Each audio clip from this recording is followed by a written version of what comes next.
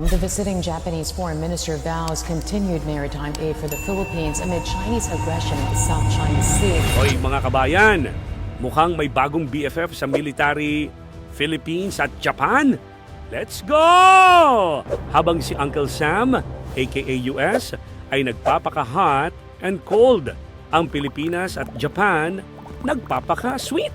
Joint training, palitan ng info, port visits, parang military version ng One More Chance. Sana tayo pa rin sa huli.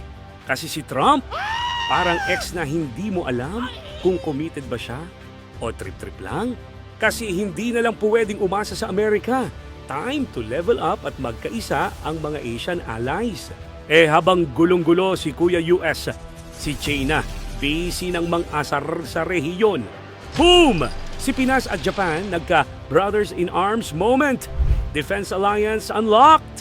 Anong masasabi nyo? Tamang move ba o charot lang? I-comment mo na yan!